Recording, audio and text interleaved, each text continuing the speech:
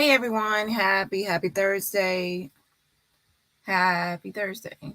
So, as always, let's go ahead and start with the petition and make sure that you have already signed the petition at change.org/Shanquella. That's change.org/Shanquella. And let me see how many signatures we are at now. Good morning. Let's see who's here. Hey, Audrey and Jam and Sweet Capricorn. I haven't seen you in a minute. I hope you've been okay, Sweet Capricorn. Hey, Marie. And good morning, Valerie. Good morning, good morning, good morning. Good morning. Okay, with the petition, we are currently at 36,146 have signed. Oh, wow. So guess what? We've actually reached our goal, and it's not Friday. This is actually weird, y'all, because I said we needed 36,146 signatures. I think, yeah, by Friday. That's the exact number. So now when I logged in today, that's the exact number that we have. It's 36,146 signatures. Let me pull this up. Yeah, 36,146 signatures. So thanks to everyone that has signed and shared the petition and also continue to share. So we have met our goal for this week. So now the new goal will be actually 36,246, so 100 more by next Friday. So it'll be 36,246 signatures that we need by next Friday, and we can obviously meet that goal of 100 new signatures as everyone continues to sign and share the petition. Okay. Hey, good morning, Dee. Good morning, Jen. And thank you for signing, Marie. Okay, so let's go ahead and get started with the Nancy Grace video. But yeah, thanks and great job for everyone for signing the petition. I will be sending out the new email information that I have for Leah, who is with the Department of Justice for North Carolina, who is the public relations, the person that we can contact for updates from the Department of Justice. I will be sending out her email. I already posted the email in my last video, but I will also be emailing that information out to make sure that people that don't watch my videos are not on my channel also get that same information. So let's get started with Nancy Grace. And I put Nancy Grace opinion because in my opinion, I think that Nancy Grace is not fully caught up on everything that has been reported within the last, since she probably last updated. I don't think she's really caught up based on what she's saying in this video. However, I do like Nancy Grace. I like her, and I'm going to play her video and give commentary on my thoughts on it. And I also like how she also has experts or people that are in the field as well. But I also believe that the expert that she brought on also wasn't really caught up with the case and the FBI's latest statement, should I say. Because the FBI, if you recall, the FBI made a statement recently on WBTV. Do I have that article right here?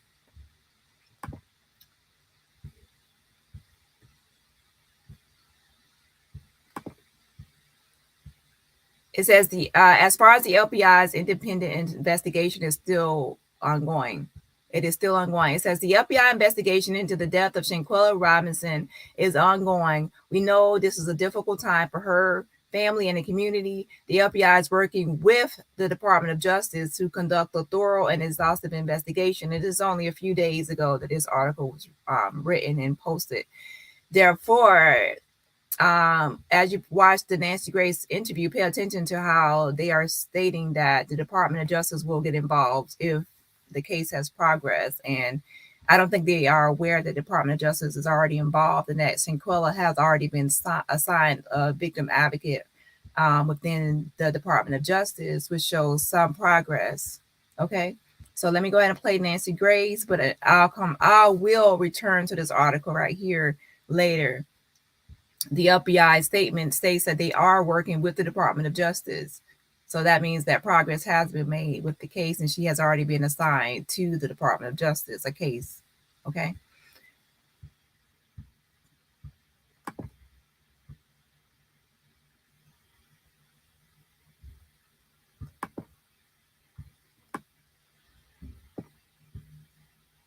Good morning, Chris Stephanie. Good morning, good morning, good morning. weekend with some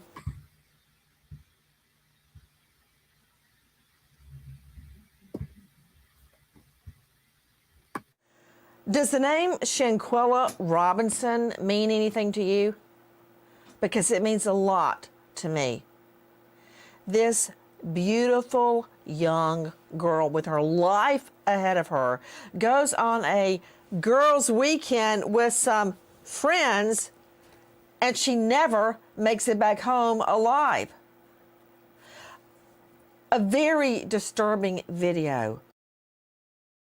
And yes, Shanquella definitely means a lot to everyone, and that's why we are all here, and we're all hashtagging justice for Shanquella and signing and sharing the petition and doing everything we can to keep her name alive, and being her voice, and trying to fight for her justice. So she definitely does mean a lot to us. And of course, I'm playing Nancy Grace, but I have to give commentary as well because that's what I have to do in order to play the content. Is released of Shanquella in her. Listen, these, I'm calling them girls. They're all, I think, in their early 20s.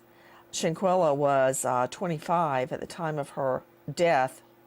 So all of the girls, young ladies, go to a Mexican resort, and it's a 5-star. It's a beautiful resort. But then stunning video emerges of her so-called friends wake her.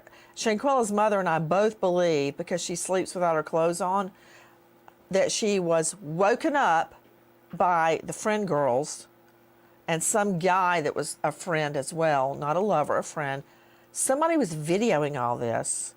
They get her out of bed. She's buck naked, and they start a fight with her. I can hardly stand to look at the fight, because in the fight where they're beating her, one woman in particular, her head goes sideways. Shanquella dies because of that injury. Okay, let me pause it right here. And we have to keep in mind that we do not want to call this a fight. This was a brutal attack. Shanquella was not hitting back. She also said no, that she did not want to fight and she was not going to hit back. So this was a brutal attack and not a fight. Even in cases of domestic violence or intimate partner violence, when the abuser is beating the victim, we don't call domestic violence or intimate partner violence a fight. We call it abuse. And in this case, it was a brutal attack and not a fight. I've got her death certificate right here. And joining me right now is Irv Brandt, Senior Inspector. This is why I have Irv on with me today. He's an expert, U.S. Marshal Service International Investigations, Chief Inspector, DOJ Office of International Affairs. He's been a country attaché for the U.S. Embassy, and author of Solo Shot, Curse of the Blue Stone. It's on Amazon now. Also author of Flying Solo, Top of the World. So, Irv, let me bring everybody up to date quickly. The reason that she died was because of basically her neck getting broken. Oh gosh, what do you call, Jackie? Along the lumbar spine, twisted, and her head basically is no longer attached to the rest of her spine. It's kind of like an internal decapitation, where your head is no longer attached to your spine because of one of the blows. And Irv, you and I have looked at the video. It just makes me sick to look at it. So the girls, the friends that do this to her, and the the grown man, they all rush back to the States. Irv Brandt, why have they not been arrested and extradited back to Mexico? Okay, Nancy, I'm going to lay it out for you. This is speculation on my part, but it's speculation based on many years of experience with international extraditions.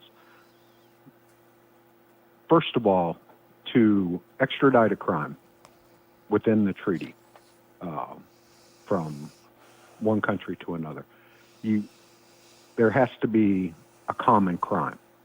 covered under the treaty. My You understanding. don't think murder would rise to that, Irv Brandt? I mean, Well, listen, I like you a lot, but I not. don't like anything you're saying. Yeah, I understand that. It's complicated, Nancy. Give me a minute and I'll explain it to you. Yeah, dumb me down for me, because I'm just not that smart, Irv Brandt. Yeah, right. I'm talking to a lawyer. You're going to cut me to pieces. I've seen a lot of ding-dong lawyers. They're not all smart, trust me.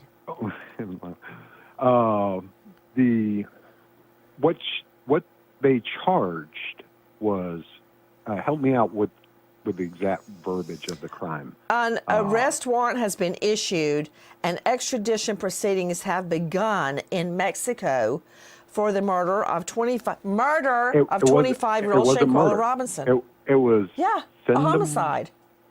No. But the exact title, the exact charge out of Mexico was like, it's got to be voluntary manslaughter. Oh, femicide. When a femicide. Yes.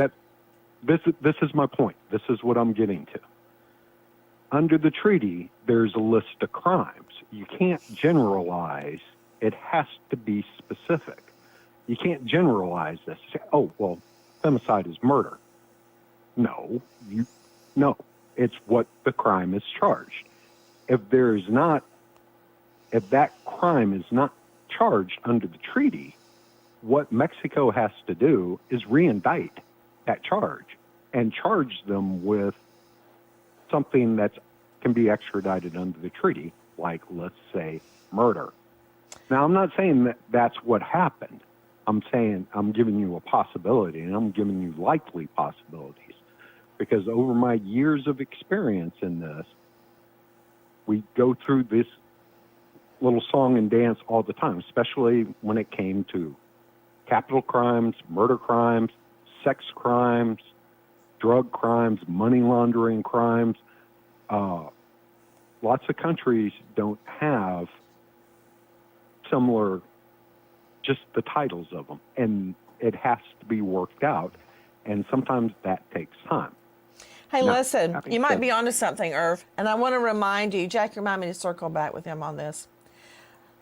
I posed to you the other day, we were off air, what the HELL is going on with Shanquella's case. Why hasn't anything been done? The women all changed their cell phone numbers. They cut off their cell phones. They moved from their apartments. Nobody can find them.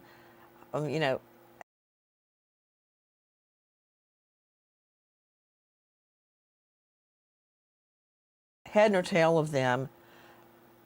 As far as I know, that's never stopped a bounty hunter from finding the person. But the killing of Shanquella is being investigated as a, quote, femicide. That is an unfamiliar term for many of us in the U.S. It is a gender-motivated crime, and it has not been defined by the U.S. legislators as a global issue. That's feeding into what you're saying. Now, prosecutors in Mexico are trying to extradite one of Robinson's friends. I think they should get all of them, by the way. Have you seen this video, Irv? They're all like a pack of jackals yelping and baying. If it would have been done in the U.S., and I know, all of them. Oh, heck yeah. All of them, including the videographer, so to speak. Right. Oh, HELL, yes. Now, they're trying to extradite one friend as a suspect, and the Attorney General for Baja California Sur told media that an arrest warrant was issued for the crime of femicide, the killing of a woman because of her gender. But you told me, off air, Irv Brandt, I was telling you this whole scenario, how angry I was, nothing had been done. I talked to Shanquella's mother and her sister. They're grieving and they're mourning and they're angry all at the same time. I told you about it and you said, I've done 1 million of these. I guarantee you it's Mexico. It ain't us. 100%. Explain why you said that, because I hadn't thought of it that way. I have been 3 inches up these people's tailpipes where these women, we think, are hiding. 3 inches. Okay, I kind of like disagree with him stating that that's the holdup, is that they are saying femicide, and that's not included as an extraditable offense, and it has to exactly say murder in order for it to go through. The reason I state that is because the femicide is just another way of saying murder, but it's more so that it's gender based. And let's go to this 1 second.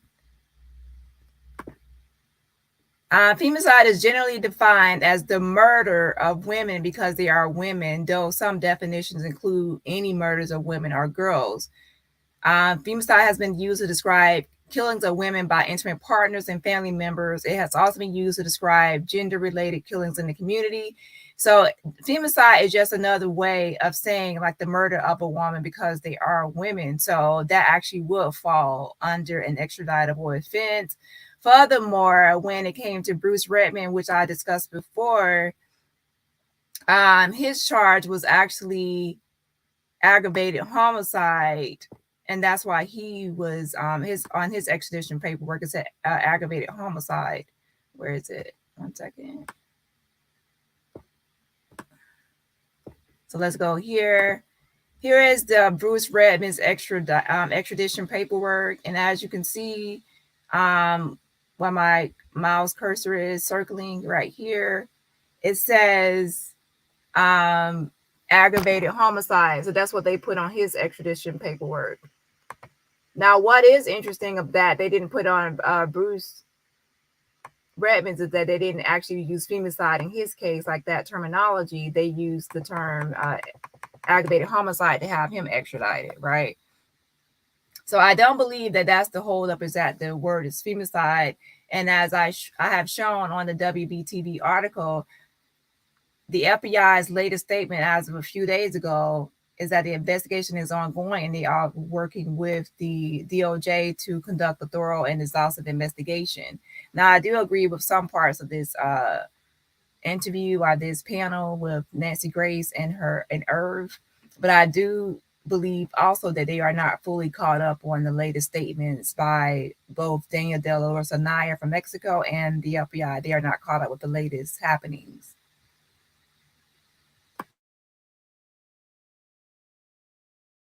Calling, emailing. Why aren't you making an arrest? Why aren't you doing extradition?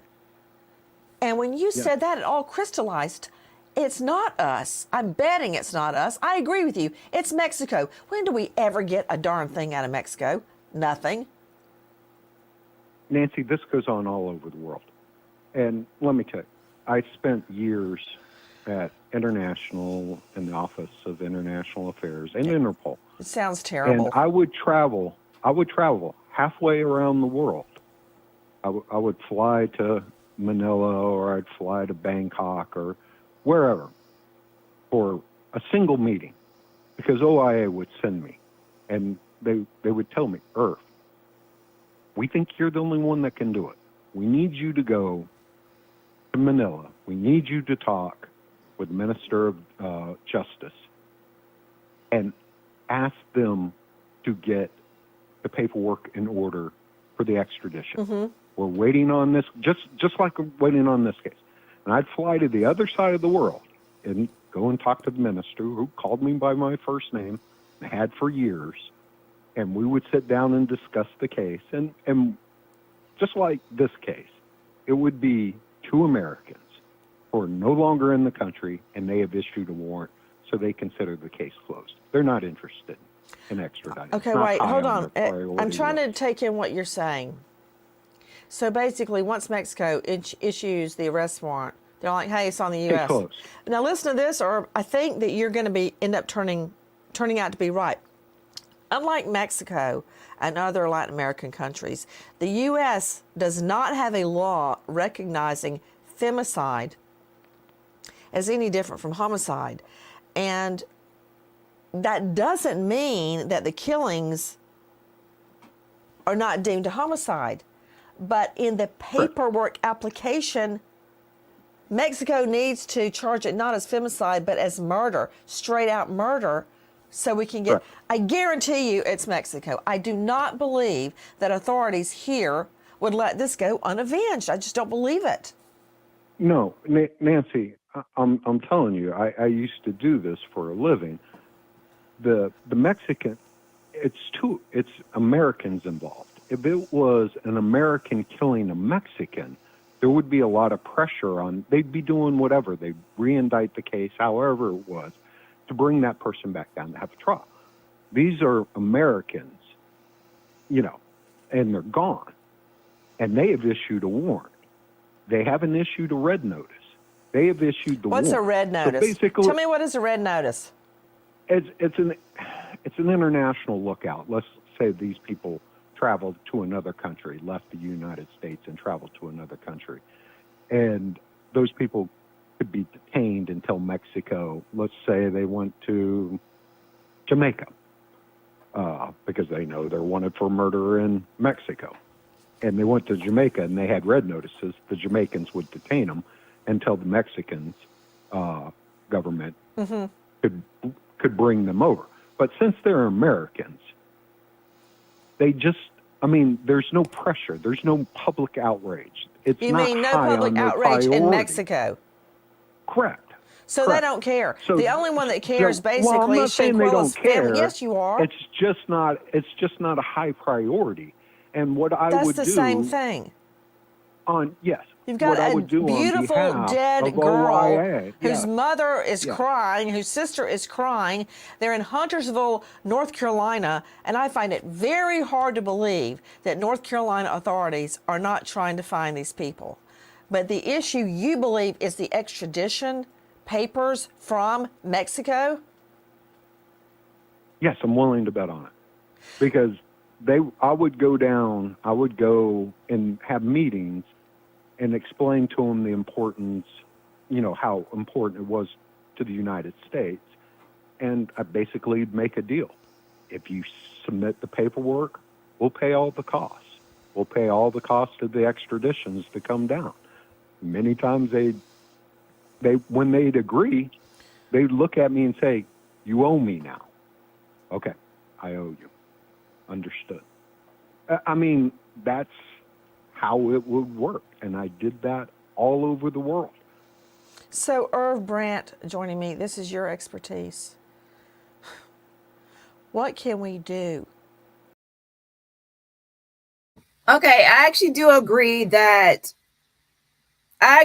Mexico has dropped the ball and fumbled the ball, and that it was their issue in the beginning, like their fuck up in the beginning.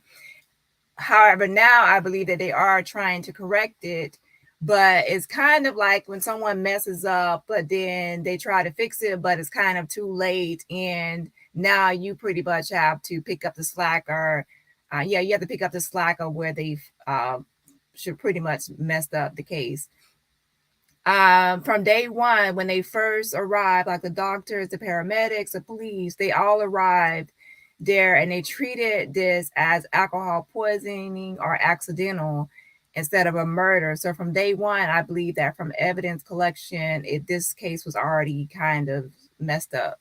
And then that's why the FBI comes in, and let's pull up the FBI, the article from the other day when they got a response from the FBI spokesperson, Shelley Lynch. I also wrote Shelley Lynch, and I got a response as well from her. So this is the correct person you would contact for North Carolina for updates from the FBI regarding the Shanquella Robinson case. Okay, so let's look at this and let's pay attention to what the FBI stated. You have to pay attention to the wording, the word choice, okay? It says, as far as the FBI's independent investigation, it is still ongoing. Same thing they told me. The FBI investigation into the death of Shanquella Robinson is ongoing. We know this is a difficult time for her family and the community. The FBI is working with the Department of Justice to conduct a thorough and exhaustive investigation. Okay?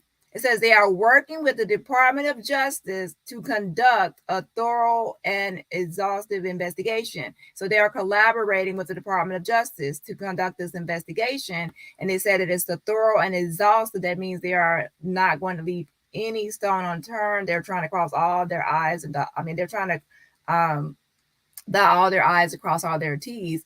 And keeping this in mind as an analogy or something. Okay, so if someone came to your house and they cleaned your kitchen and they cleaned your kitchen like spotless, they cleaned everything in your kitchen, it was like 100%, it was mopped correctly, the oven was clean, it was just the whole kitchen was just spotless, it was like thorough and exhaustive cleaning of your kitchen. When you walked into your kitchen and you saw how spotless it was and how great it looked, you wouldn't say, I need to clean my kitchen thoroughly and exhaustively. I still have a lot of work to do in this kitchen, because the work is already done, right? However, if you walk into the kitchen and the person did a sloppy job, they didn't clean the oven right, it wasn't mopped, wasn't swept, the kitchen is still a mess. You will walk into that kitchen and you will say, I have a lot of work to do. I have to clean my kitchen thoroughly and exhaustively because there's a lot of work to do. So apparently, when they got the paperwork, like the extradition paperwork and the documentation from Mexico, they did not feel that it was a thorough and exhaustive investigation. They did not feel that all the I's were dotted and the T's were crossed. They did not feel like the Mexican officials did a great job. So now that's why 3 months later, they are stating that we have to conduct a thorough and exhaustive investigation, and we're working with the Department of Justice to do this. Okay, so when someone else comes onto a job and then they say that they have to do a thorough and exhaustive investigation after you have said you have already done it, that means that they do not believe what you have done is sufficient and thorough enough to actually make it so that Dejanay Manhan Jackson doesn't have any loopholes in this case. So I never would want someone to come after me and tell me that they have to do a thorough, exhaustive investigation after I said I have done that already. Because why would you need to do it if I have already done it? I make sure that my job is done right, so no one has to come behind me and fix up my fuck ups and say they have to do it all over again and thoroughly and exhaustively. That means I didn't do my job correctly. So I believe that Mexico fumbled the ball, and from here, the FBI and the Department of Justice is picking up the slack. So I do agree with Herb on this, that it was not done correctly by Mexico. The paperwork submitted and documentation and probable cause and evidence and everything that was submitted to the FBI and Department of Justice was not thorough or exhaustive, and they have to actually do that work now. Justice for Shanquella. I mean, I don't know what we can do. I am confident. Well, it's the pressure, Nancy. It's just the pressure of you keeping it on the front burner. I'm confident that the Office of International Affairs is contacting them continuously, trying to get, the package, for them to get the package done. So these people, What package? What are you saying? It's what the Mexican government has to submit to the Office of International Affairs. All their documents, all the probable cause, the video, things like this, all the legal documents for OIA to assign it to an AUSA to, work it up an for assistant an extradition U.S. warrant. attorney. I mean, even the governor in North Carolina has weighed in. It's Governor Roy Cooper said his thoughts are with the family of a Charlotte woman who died in October on vacation. And where she was on vacation is a hop, jump, and a skip down from all the stars and the celebrities go to at Cabo. I always see Jennifer Aniston out there eating chips by the water in Cabo. It's beautiful. That's where they were. He says he's, quote, hopeful the FBI will solve the case of her mysterious death. It's not a mystery, Governor. Just look at the video. We've shown it several times. It makes me sick to look at it. Not knowing what really happened, well, that's a great concern. We know what happened. We all know what happened. Investigators in Mexico say an arrest warrant has been issued, but no suspect named. No one has been apprehended. And this was very recently. So what is the holdup? So, Irv, can you give it to me in a bullet? Hit me. What can we do? What can be done? I mean, the governor, God bless him, is saying, gee, I hope it all turns out okay. We need a little bit more than well wishes, Irv Brandt. And yeah, I also did. I really believe that Governor Roy Cooper could have actually gave like a better statement. It was like a brief statement, and that's the only thing he actually said during this whole time about the Shanquella Robinson case. So yeah, we do need more than that from the governor, and overall, we need that more than that from the FBI and the DOJ and even Mexico. We just need more, and we just need justice for Shanquella now. I think we are all waiting for that, and yeah. Short version: Yes. the United States cannot arrest on a foreign government's arrest warrant. The United States can only arrest on an extradition warrant issued out of U.S. District Court. And the only way for that to happen is the Mexican government has to submit an extradition request to the Department of Justice Office of International Affairs. Until they do that, You just said the U.S. government has to do it. I thought the Mexican government would do it. No. The Mexican government must submit an extradition request to the Department of Justice Office of International Affairs so an extradition warrant can be issued out of U.S. District Court. Okay. Until the Mexican government does that, the U.S. cannot do anything about it. And it's got to be on a charge that we will extradite on. Under the treaty. We're not obviously not recognizing femicide. It doesn't come under the treaty, so it's got to be homicide. The U.S. State Department number, if you want your voice to be heard, is 888-407-4747. Repeat, 888-407-4747. We want justice for Shanquella. Okay, that's pretty much what her video was about. And let's go here. The number she provided was actually for the American Citizen Services Crisis Management. That's the number she gave. Let's see here.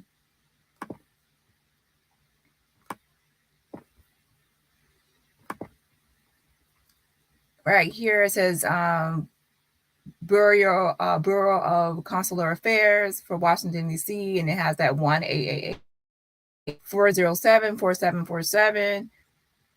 Okay, I don't really know why she gave this number, but I guess she said that we can have our voices heard by calling that number. And yeah, so let's see. Now, what he stated was that he thinks that Mexico has not actually submitted the extradition paperwork to get a red notice. He thinks that they have only issued a warrant for Dejanay's arrest, which he stated that United States cannot arrest someone on the foreign warrant. It actually has to be an extradition warrant. And he actually explained the process. And I actually went over that process myself of what United States also has to file something within the district court or within the courts within the United States. It can't be just arrested because Mexico issued a warrant. I explained that the other day based on what I saw in the Bruce Redmond case. However, I do believe, and he thinks that the OIA isn't involved. Yeah, but I do believe that the Office of International Affairs is involved, and I'll tell you why I think that. The FBI.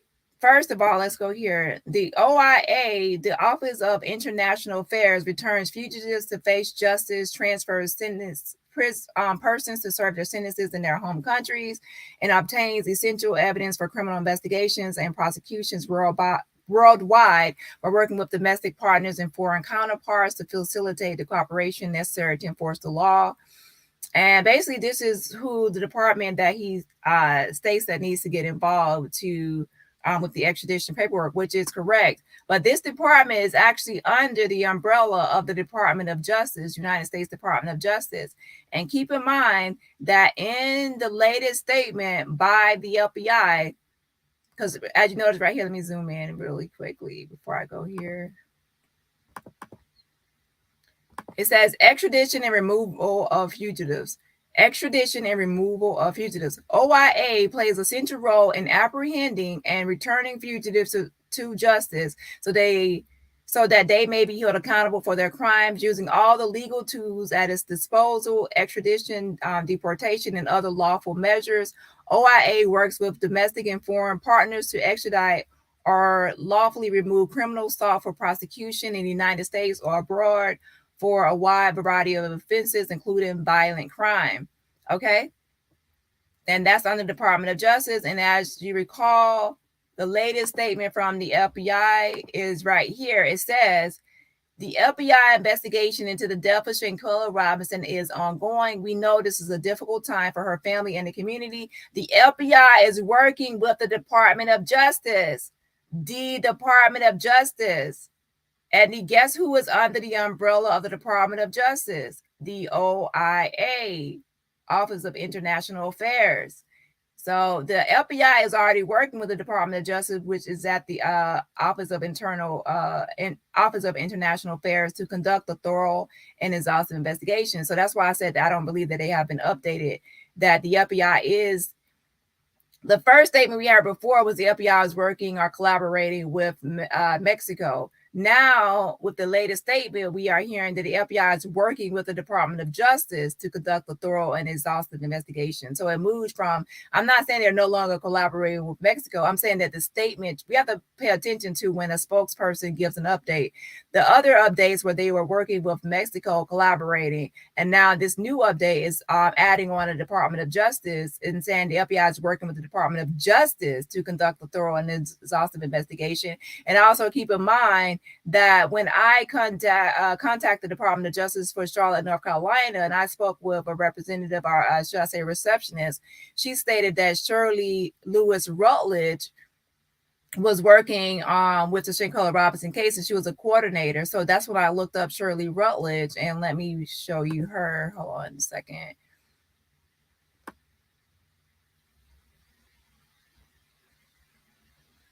Shirley Lewis Rutledge. And what she is, her position is actually, let's go here. So Shirley Lewis Rutledge, victim witness coordinator, U.S. Attorney's Office. Remember, they said that she will be assigned to someone at the U.S. Attorney's Office. So Irv is correct that the case will be assigned to someone at the U.S. Attorney's Office under the Department of Justice, right? So I'm saying that he has not been updated on the fact that it has moved to the point of the Department of Justice. That's why I believe that Mexico actually did submit the extradition paperwork and that a red notice was issued. However, now the Department of Justice has it, and now they are working with the FBI to complete a thorough and exhaustive investigation. So it has moved to the point beyond that red notice, okay? However, a red notice is not made public at all times. But as you can see, Shirley L. Rutledge is a victim witness coordinator at the U.S. Attorney's Office. And that's Charlotte, North Carolina, okay? And it says she's a victim witness coordinator. And you might say, who is that? Well, she actually is the coordinator that's assigned to Shanquella's case. And basically the victim witness assistant program, United States Attorney's Office Victim Witness Assistance Program was developed to ensure that victims of federal crimes are treated with fairness and respect as they journey through the federal criminal justice system. So she has already been assigned a victim coordinator that will help, shall I say, the family through the federal criminal justice system. This program carries out the mandates of the Federal Victim and Witness Protection Act of 1982, the Victim Rights and Restitution Act of 1990, the Victims of Child Abuse Act of 1990, the Justice for All Act of 2004, and the other victim-related legislation. These victim witness assistance and protection laws apply to all victims and witnesses of federal crime who have suffered physical, financial, or emotional trauma. And obviously, since Shanquella is no longer with us, that means her family, of course, will be the one in contact with the victim coordinator. Okay. The Office of the United States Attorney for the Western District of North Carolina is committed to ensuring that federal crime victims are afforded all rights to which they are entitled by law. In addition, the Office of the United States Attorney for the WDNC will ensure that victims and witnesses are treated with compassion, respect, and fairness. The victim witness specialists for our district provide assistance to victims and witnesses of federal crimes while they are involved with the criminal justice system. Services provided to crime victims and witnesses by the U.S. Attorney's Office include everything. Okay. And then this is the number and information I gave before in the email for Shirley Lewis Rutledge, who is over Shanquella's case at the Department of Justice and, of course, with the U.S. Attorney's Office. So when you actually listen to what Irv says, one of the steps he said needs to be taken has already been completed because her case is already with the Department of Justice. Okay, so that means that Mexico actually did submit the extradition paperwork, and it actually is at the Office of International Affairs, which is under the umbrella of Department of Justice, and she has been assigned a victim coordinator and is under the U.S. Attorney's Office. Okay. And now, as far as he stated before that there has to be certain steps for there to be an arrest, and that is true. We have to pay attention to what Herb said in this panel discussion with Nancy Grace. He said that United States cannot arrest on a foreign warrant. So even though that there isn't a warrant for her arrest in Mexico, United States cannot arrest on that. They can only arrest on extradition. Now, keep in mind that I also stated before that Bruce Redmond was actually arrested before the extradition was complete. And the reason I said that he was arrested before the extradition was complete is because Mexico at that time, when Quintana ruled, it was a different prosecutor. It wasn't Daniel de la Rosanaya, it was someone else because it was a different jurisdiction. They actually applied for what we call provisional arrest request. And where is it? This document right here that I'm showing. They applied for this is the provisional arrest that they applied for, and this was back in June of 2010. Okay, so I already discussed this before, so I'm not going to revisit this. But yeah, basically, Herb is correct that there is, obviously he has expertise and experience, and there is additional steps the United States has to take. So once they have that warrant or extradition paperwork, the United States still has to go to the district court in North Carolina and file paperwork in order for a designated to get arrested. So they don't just automatically get something from Mexico and then ship her back to Mexico or deport her or send her back, not deport, but send her back to Mexico, extradite her to Mexico. They actually have to file papers within the district court of North Carolina, and then they will use that paperwork to actually arrest her. So people need to understand that once that's done, that will be available once she's arrested, okay? And as for her being on the run, I surely doubt that she's on the run. Yeah, I doubt that she's on the run. Some people are like, well, maybe they can't find her. I doubt that. And the reason I doubt that is because Daniel de la Rosanaya has already stated that they did questioning about the Cabo 6. It said that they went around and did questionings get statements from the Cabo 6. And I think that, let me go over their video to make sure I actually address everything that Nancy Grace stated. Let me replay part of this video. Oh, let me go here. So here is a document again from the Department of Justice that Shanquella has been assigned to of North Carolina. And as you can see, this is like the pamphlet or brochure they give you.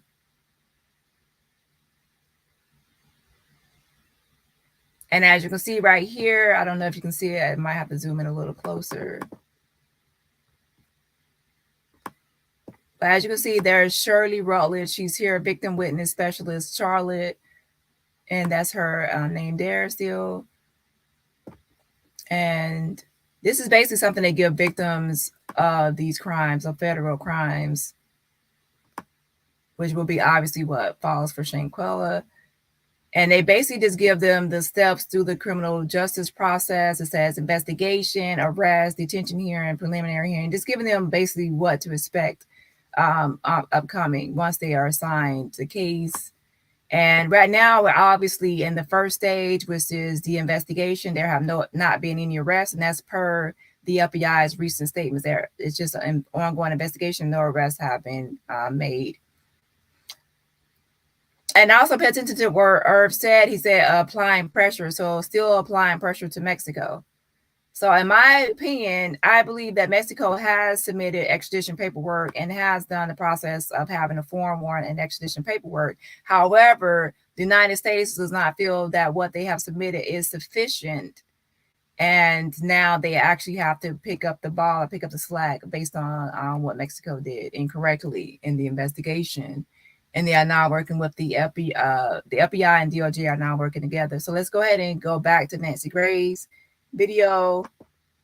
Based on what I've shown you, based on what I've showed y'all, like current updates for the Shanquella case, and then let's go ahead and review Nancy Grace. And I actually will call that number that she gave to see if there's anything that we can actually use that number for, I guess. But wait 1 second.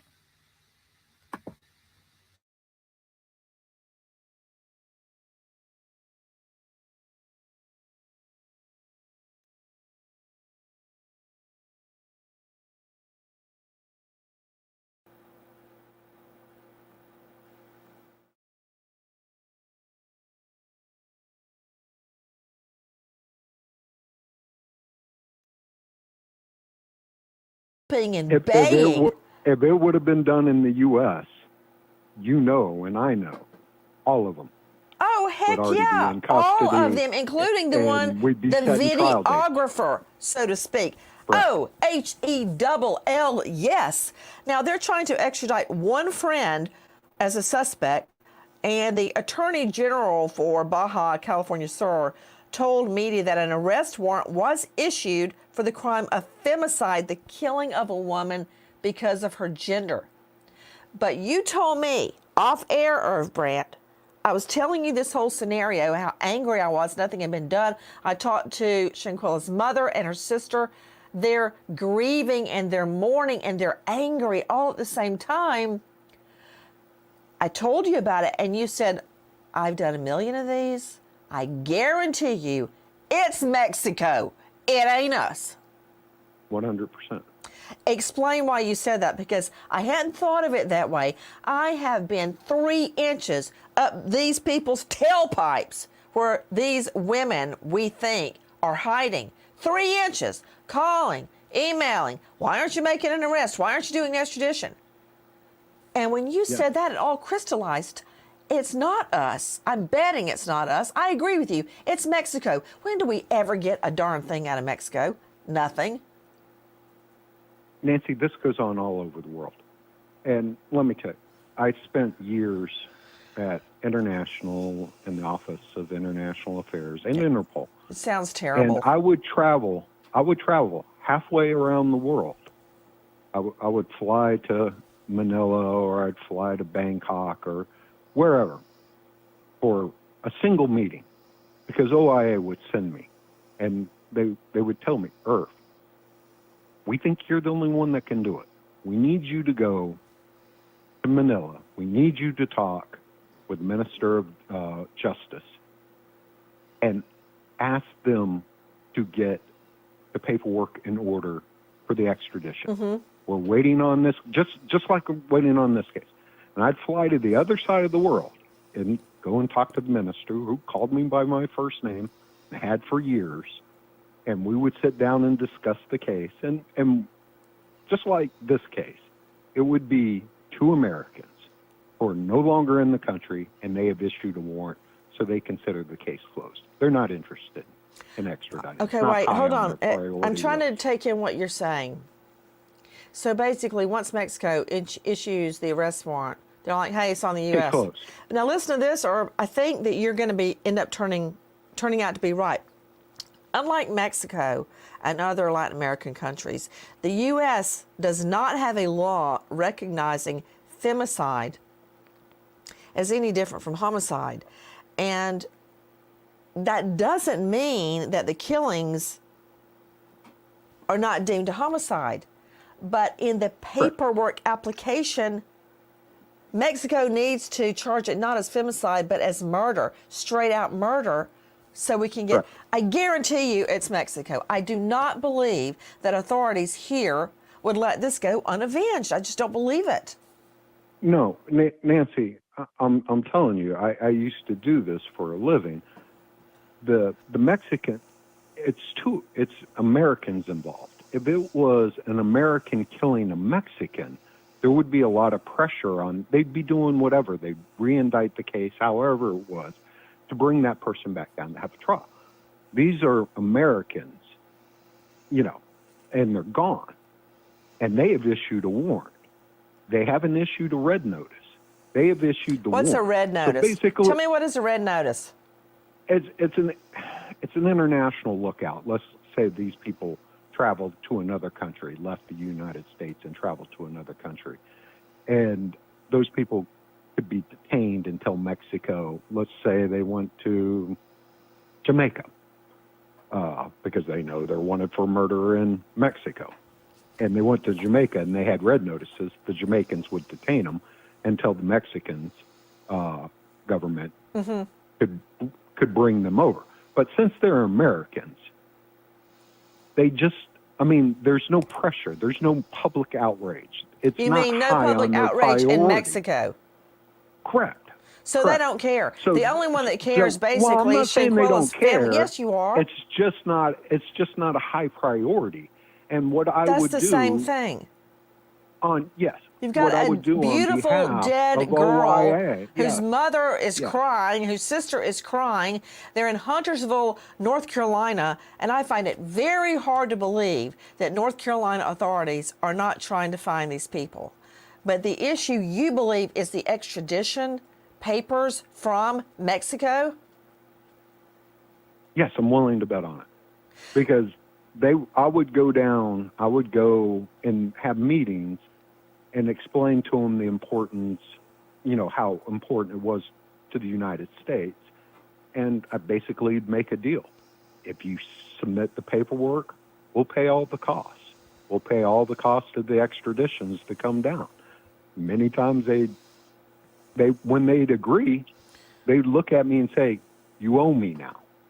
Okay, I owe you. Understood. That's how it would work. And I did that all over the world. So, Irv Brandt joining me, this is your expertise. What can we do to get justice for Shanquella? I don't know what we can do. I am confident. Well, it's the pressure, Nancy. It's just the pressure of you keeping it on the front burner. I'm confident that the Office of International Affairs is contacting them continuously, trying to get, the package, for them to get the package done so these people, What package? What are you saying?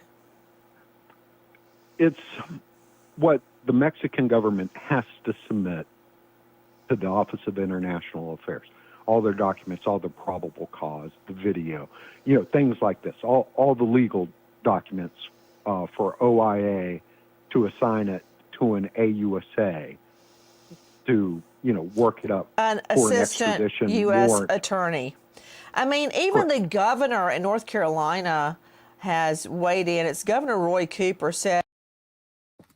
And that is what I mean, this statement right there. She actually has been assigned to attorney's office under the Department of Justice through the OIA. So that step has already been completed. And that's why the new update is actually that the FBI is working with the Department of Justice now. And she actually has a victim coordinator in that attorney's office for Charlotte, North Carolina. So that has actually taken place. So that's why I said that I agree with some of the statements made, but there is that one step has already been taken. So there has been progress since the last update, should I say.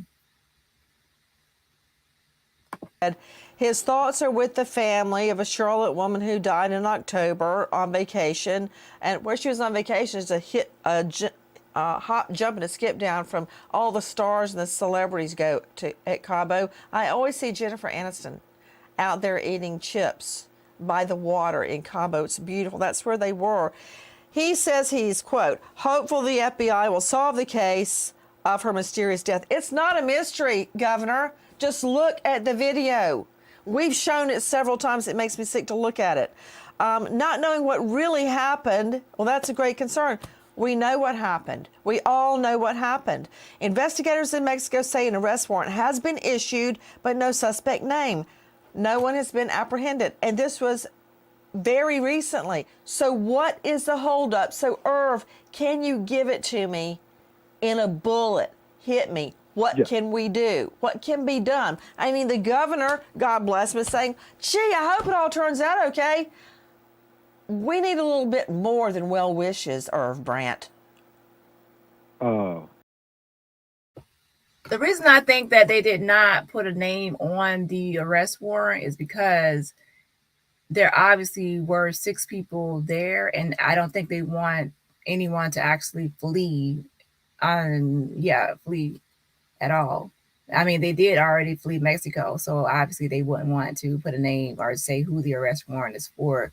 But everyone keeps talking about the video, discussing the video, naming the video, discussing the video. So obviously, in that video, there's only one direct aggressor that we see. So obviously, the arrest warrant to me is for Dejanay Jackson.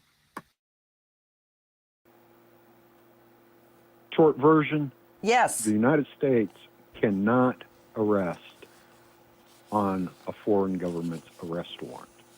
The United States can only arrest on an extradition warrant issued out of U.S. District Court. And as you can see, Irv, he has experience in this area. He said they cannot arrest on that foreign warrant that has already been issued by Mexico. They could only arrest on the extradition warrant through the district court. And that's the documents I was showing you, the documentation from Bruce Redman, not right today, but the other day, through the district court. So the United States has to still file something themselves through district court. And that's how we will be able to see it be public. Okay. There's some level of secrecy, but like there's some secrecy when they file the document, but once the person is arrested, then it's unsealed. Okay, so it's automatically unsealed. So once that's done, then it will be public information.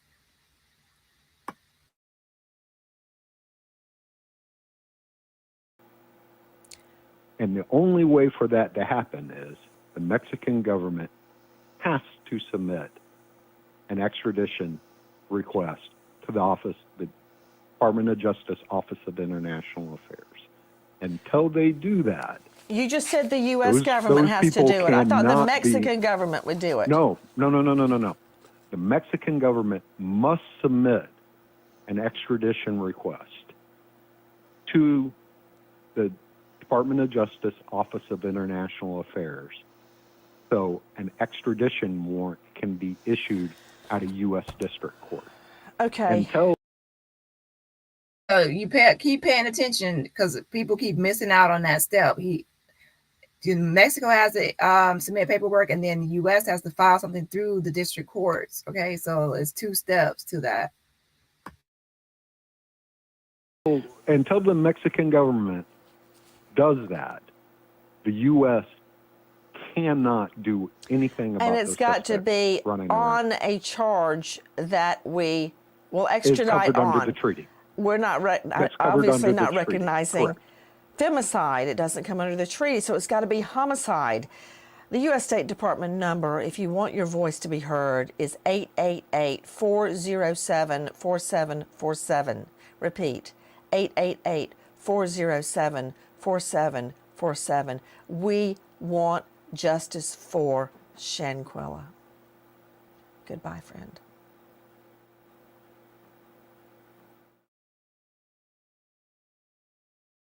Yeah, so make sure that everyone signs and share the petition. That's change.org/Shanquella, change.org/Shanquella. And keep on hashtagging Shanquella. Let me go through the comments here. Let's see. Yes, hit that like button, Hunty. Yes, Hunty. Yes, hit the like button. Hey, Shank, I enjoyed your panel last night. Check out Shank Rock's channel. We did a panel yesterday. Yeah, salute to the chat. Okay, yeah, keep hashtagging Shanquella on all platforms, and there's a petition information. Thanks for posting that. Sincerely me, my mod. Hey, White Sox. Hey, girl. Hey. Okay, let's see. Good morning, Sylvia. I get that damn red notice.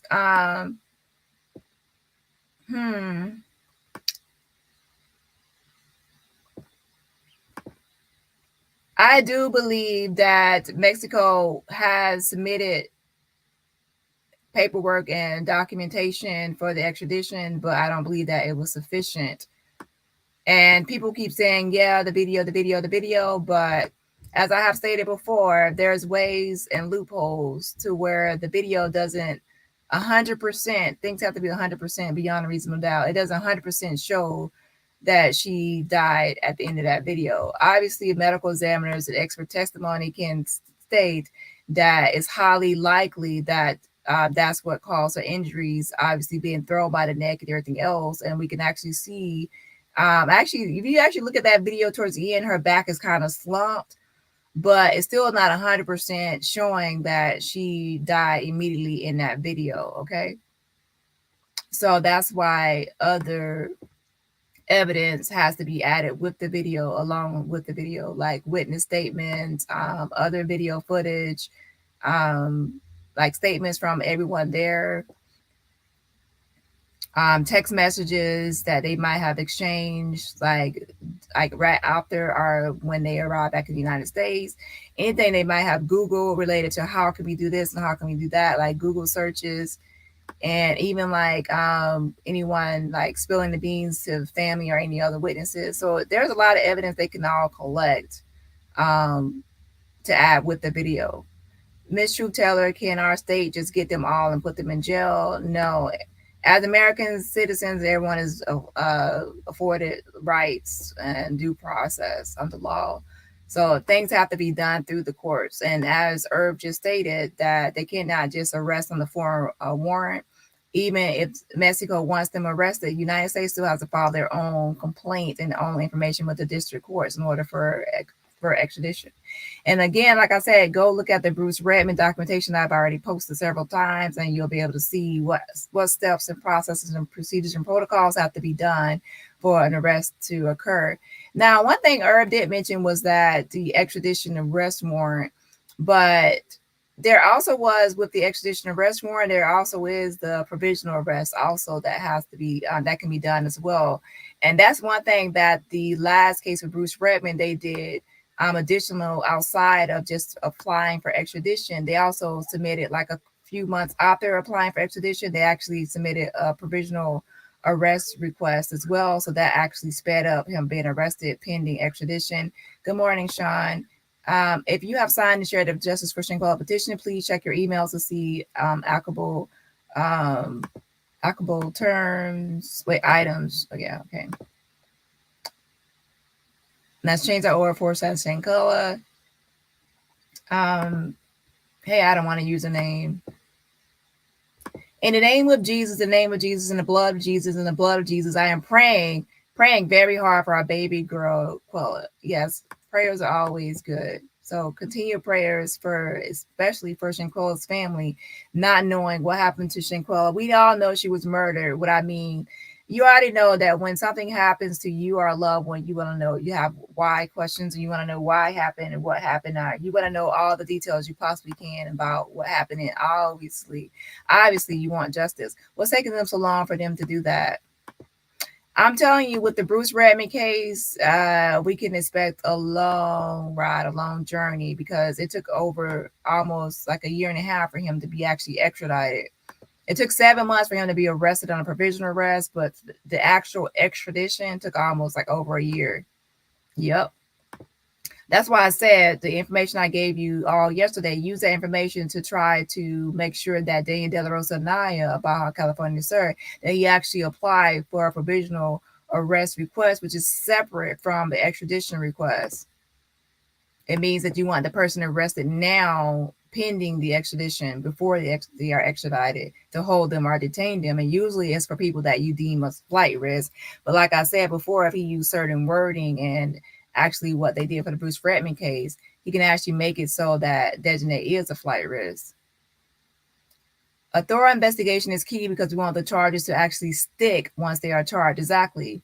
And that's why the LPI stated that they're conducting a thorough and exhaustive investigation with the Department of Justice. Remember, last time they were saying with Mexico, but now they are stressing with the Department of Justice. So they have added them into the equation. So we have to keep that in mind, that it has progress now to the Department of Justice, which is The OIA is under the Department of Justice, and she has been assigned a victim coordinator with the Department of Justice at the Attorney's Office for Charlotte, North Carolina. Apparently, a lot of Americans go down to Mexico to commit murder. They kill someone and say the cartel did it. Mexico does not investigate. Mexico does not give a fuck.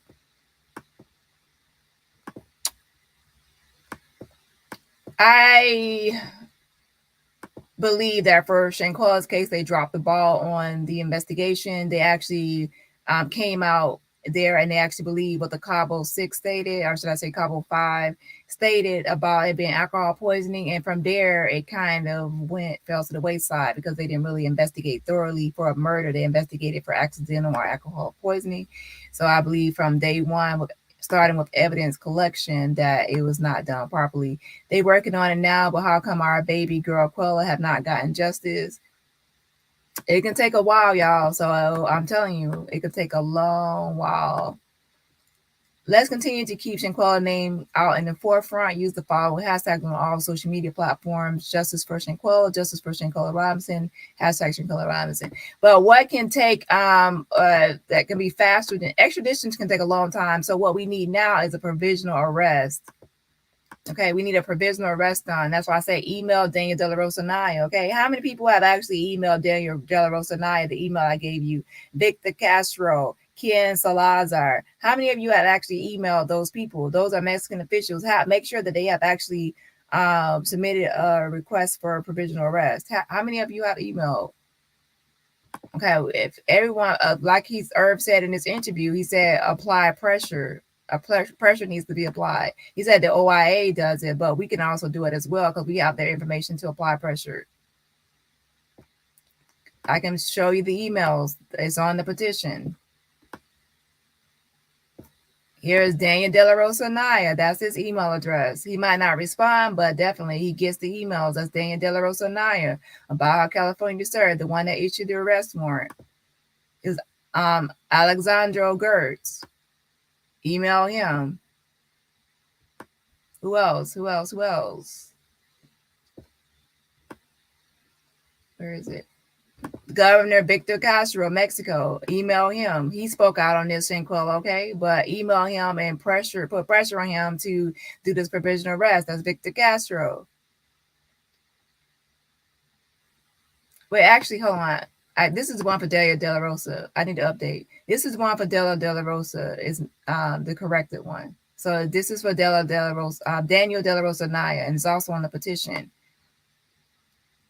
Who else? That's Mexican officials. There's also another email. Where is it? There's another one as well for the attorney's office in Mexico, but that's on the petition. So email these people and say, we demand that you actually, and we could just say, file a request for provisional arrest for Dejanay Jackson and stress that she is a flight risk, that we believe that she will flee or be on the run. So they need to get a provisional arrest and have her detained pending extradition. So don't wait for her to be extradited. She needs to be arrested now because she's a flight risk. She has family in Jamaica. She already fled Mexico. So this is someone that could potentially run or try to evade the law. So arrest her now under provisional arrest. They need to take that step. Where's that attorney? This is the attorney's office email. There's actually a list. So if you actually want to help put pressure, email these people as well. If they get a lot of emails, it could help. Okay, where is it? Here's another email address right here. Let me go here.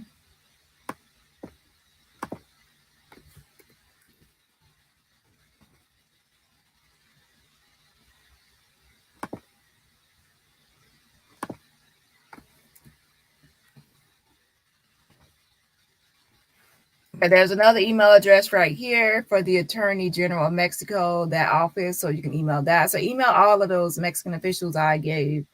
Ken Salazar, Victor Castro, that Attorney General's office, Daniel De La Rosa Naya, I wouldn't say internal affairs, but to be honest, internal affairs is how for that attorney general's office is how I actually get a hold of people, because most people, other people don't really answer. But I know they get the emails because the emails don't bounce back. Okay, so let me go to some more comments, and I have to get off here. But yeah, everyone needs to email and stress that provisional arrest needs to be made for for designated Manhan Jackson today. Everyone needs to email that. And I actually put that in an email that everyone email those Mexican officials and have them apply for provisional arrest. And then once United States gets that, then they eventually will probably have to act on that. And then they will file, what they will have to do, they'll go to district court and file a complaint for provisional arrest. And then usually once they file that, within a week, that person is arrested. Well, it took 4 days for Bruce Redmond. Once they approved it for him to be arrested. Yep. So again, I'm giving information, but it takes a village, it takes a community, it takes teamwork to everyone to apply pressure. So if you actually want to help apply pressure, send an email, make phone calls. Remember that they actually were not going to investigate until the family and everyone came out. Social media and everyone kept screaming and shouting justice for Shanquella, and that's why they were speaking and trying to come to the YouTube platform. So we have to keep on applying pressure. Once it goes silent or cold and people stop speaking, people stop emailing, stop calling, and then people are thinking like they could just drag their feet and go slow. No, we have to make sure that we keep applying pressure. And now, trust me, I do emails. So I don't tell you to do anything I haven't done. I have emailed these people and I've shown proof. I'm getting mad because they are so slow when it comes to our baby girl Quella. But if it was someone else, they would have been on it faster. Yeah, it's from day one, they would have been on it faster. Justice for Shanquella Robinson. Because even with Bruce Redmond, they told him not to leave Mexico, and they still had him as a prime suspect. For them, they were just taking their word that it was alcohol poisoning. And even with the death certificate, when the death certificate came in, Mexico didn't open an investigation immediately and to look into it. The family had to apply pressure. Social media had to apply pressure. Thank you, Linda. Be sure to subscribe to my main channel. Yes, that's my main channel information. Dani, you killed the last night on the panel. I'm proud of you for all you did. Thank you, thank you, thank you, girl. I did my best, auntie. I did my best. Hey, Linda.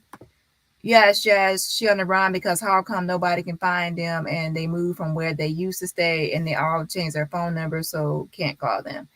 Now, I do believe that they moved, and some of them probably left from the address they were previously at. However, I do believe that the FBI still has a way, our police have a way of contacting them and locating them. And I do believe that even the family is still in communication with them. And I also don't believe that they have enough money to actually be on the run. Desjanae was actually working at Blue Rhino at the time as a customer service representative. She wasn't really making like a lot of money at Blue Rhino as a customer service representative. Come on now. And also based on like even her sister on Twitter, who actually put her page on private and her Facebook on that and family, I don't believe that she is on the run at all. I believe that her family are in contact with her and knows where she at, and I really don't believe they're hiding her. I believe based on Daniel De La Rosa Naya, he stated that they got statements from all the Cabo 6. I think in the Gerardo Zuniga video, he said that they were all questioned and they got statements from them, right? So if she were actually on the run, then they probably would have said, well, they got statements from some of the Cabo 6, or they got some statements from some of the people, but they didn't say some. They said they got statements from the friends, the fake friends that were there. Hey to everybody that just came in the chat. And I highly doubt with her that she could actually escape from the FBI. I believe that they actually know where she's at. Hey to everybody that just came in the chat. And if at any point they believe that she escaped to Jamaica or did something like that, I'm sure they probably will put, they will actually be definitely looking for, or putting out, definitely like making it known that she's on a fugitive. Because why would someone really avoid questioning if like the FBI is investigating you and all of a sudden you like disappear, you just like you go on the run, I'm sure they will actually make sure that they probably try to get you in, arrest you or get you in some kind of way so they'll be able to question you. I surely doubt they will let you be on the run. They will definitely try to file some kind of paperwork to and work with Mexico immediately to try to get you detained, so that way you won't escape until the extradition. They are running because okay, Mexico does not give a fuck. I said that I believe that Mexico at first really was trying to just sweep this under the rug and not really care, but now that it's affecting their tourism and name and image, I believe that they are now trying to correct it. Yes, I think they are trying to correct it now, but not per se to really care about Shanquella and her life, but to protect their tourism and name and image of traveling to Cabo, to protect their numbers, because they had a security conference meeting and they were discussing how they are trying to lower crime and just they really just want to make themselves look good. And even when you talk to the concierge or anyone in Mexico, they really just don't want their country to have a bad name or bad image or bad reputation, especially with Americans. So they really are trying to, I'm telling you, they all, it seems like they all, no matter who I talk to, they all go into like promoting Cabo Villas, promoting Mexico. They're really just really don't want them to have a bad image. So I really do think that they want to. If Desnay was extradited, they would put her in jail and they would try to correct this and remedy this. And the reason I say that is only about protecting their image because there are other people that are in Mexico that they stated are under investigation, but they have not arrested those people or done anything to those people, and they don't need to extradite those people in order to do anything to them. They don't need to extradite the doctor Carolina Ornelas if she's guilty of something, criminal negligence or anything that's criminal. Why hasn't she been arrested when she lives in Mexico and she's a citizen of Mexico, so they can arrest her without the United States help? Why hasn't anyone else in Mexico been arrested for anything? They don't need you. They don't have to wait on the United States to arrest those people. That's why I believe that they really just want Dejanay as an example, to like say, hey, we are doing something and we have arrested someone and we have charged someone. So it's all about protecting their image, in my opinion. Hey, now I do believe that made like Ivan, the person I talked to, Ivan the concierge, he did show concern for Shanquella beyond just promoting Cabo Villas and making Cabo Villas look good. And I believe that's because he's a family man. He has a family, and so he has some kind of compassion. And also, don't forget Elizabeth. So I wouldn't say put a blanket statement that all of them don't care, but I would say some of the officials don't care. Pretty much, they really care about their image. Hey everyone, at work, Brenda Bushes. Hey, Brenda. Hey. But yeah, Elizabeth is the one that bought pink pajamas for Shanquella and had her shipped back to the United States with those pink pajamas instead of what we saw her in on the floor in the Cabo Villas. Um, so that was actually, she actually cared about Shanquella as well. So I want to put a blanket statement.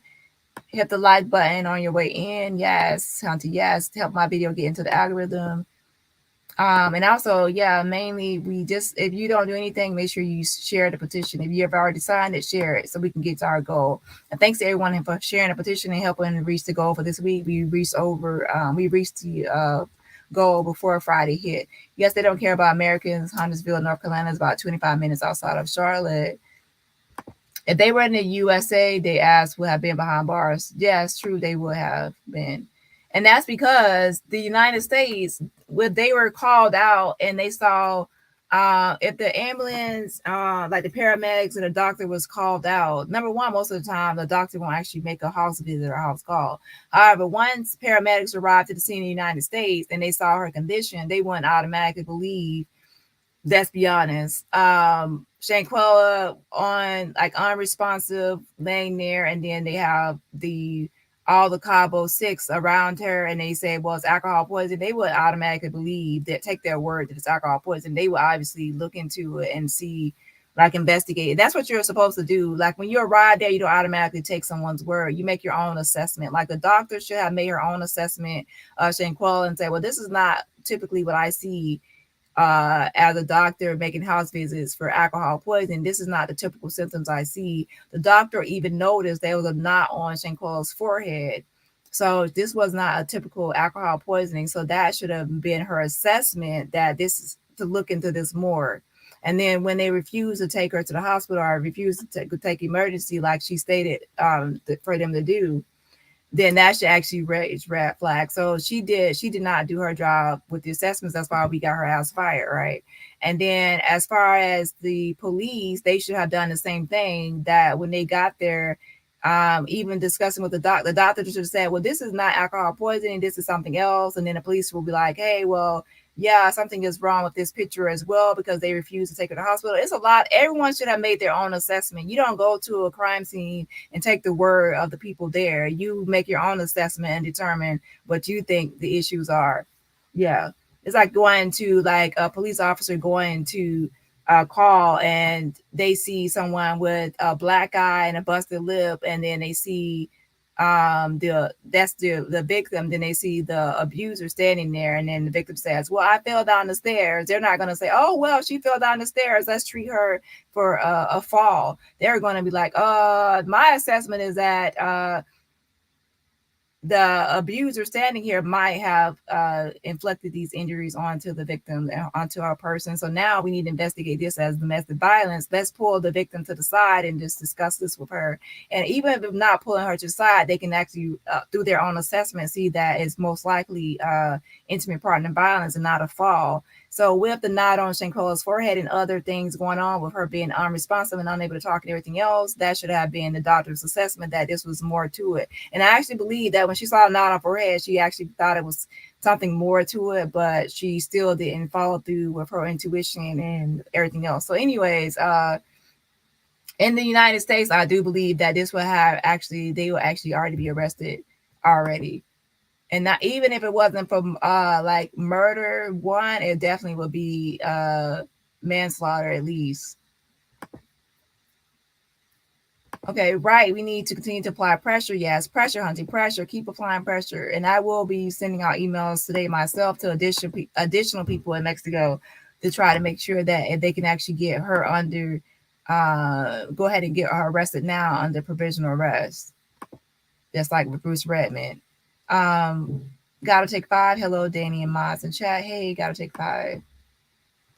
And thanks for your support last night. Gotta take 5, as always. Very supportive. Many thanks to everyone who has signed and shared the petition. The current signature count is 36,147. Let's continue to apply pressure. Justice for Shanquella. Yes, all day, every day. So basically, Mexico does not care because they have the warrant as a femicide. If it was femicide, a homicide or assault, the outcome will be different.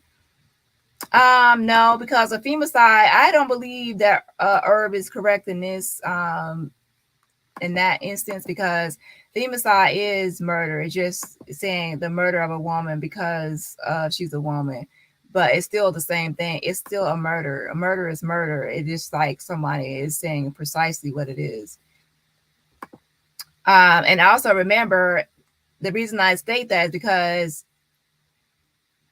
he said that once that is, the next step is actually for it to be assigned to assistant attorney's office or whatever, and then at the Department of Justice, and that step has already been taken. So that's why I said you have to pay attention sometimes, that when sometimes like Nancy Grace and other people, yes, we respect their opinion. I love Nancy Grace. However, you can tell that even when she was speaking and she didn't know the exact terminology or the exact cause of death for Shanquella, she was like, what is it? What is it?